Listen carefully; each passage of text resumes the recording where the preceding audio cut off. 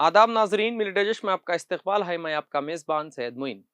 दोस्तों, ओ नहीं, hi friends, एक सवाल पूछना था। क्या एक प्राइम मिनिस्टर सिर्फ इंस्टाग्राम रील्स बनाकर जेंजी को फिर से इम्प्रेस कर सकता है?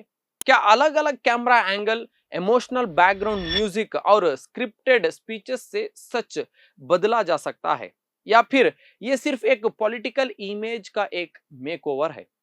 जब हजारों स्टूडेंट्स और यंग लोग सड़कों पर उतरकर अपनी आवाज उठा रहे थे, तब हुकूमत की तरफ से क्या मिला? पुलिस एक्शन, खामोशी और इल्जामात। और जब इलेक्शन का माहौल नजदीक आ रहा है, अचानक इंस्टाग्राम पर इमोशनल वीडियोस, रील्स और केयरफुली स्क्रिप्टेड मैसेजेस। सवाल ये है, ये लीडरशिप है या मार्केटिंग की कैंपेन? हर वीडियो में नया एंगल, नया सेटअप, नया स्क्रिप्ट, लेकिन देश के असल सवालों का जवाब कहां है? यूथ पूछ रही है, जॉब्स का क्या हुआ? स्टूडेंट्स के साथ जो हुआ उसका जवाब कौन देगा? वुमेन प्रोटेस्टर्स की डिसरेस्पेक्ट क्यों हुई? अकाउंटेबिलिटी कब होगी?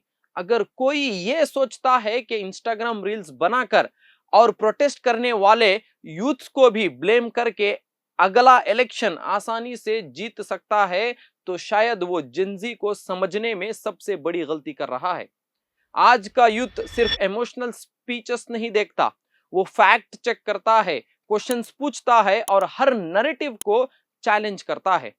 एक और सवाल, जब अपने खिलाफ क्रिटिसिज्म होता है तो उस पर इमोशनल अपील, लेकिन जब स्टूडेंट्स या वुमेन प्रोटेस्टर्स के साथ बदसलूकी होती है, तब वही सेंसिटिविटी कहां चली जाती है? प्रधानमंत्री नरेंद्र मोदी से यह सीधा सवाल है। एक प्राइम मिनिस्टर सिर्फ अपने सपोर्टर्स का नहीं होता, वो पूरे मुल्क का लीडर होता है। इसीलिए उससे सिर्फ स्पीचेस नहीं, अकाउंटेबिलिटी भी एक्सपेक्ट की जाती है। अब फैसला आपके हाथ में है। क्या इंस्टाग्राम रील्स सच में पब्लिक का ट्रस्ट वापस ला सकती हैं, या फिर देश को स्क्रिप्टेड वीडियोस नहीं, स्क्रिप्टेड प्रॉमिसेस का हिसाब चाहिए? कमेंट करके अपनी राय जरूर दें। जेंजी को कैमरा एंगल चाहिए या अकाउंटेबिलिटी? जुड़े रहिए मिली डिश के साथ।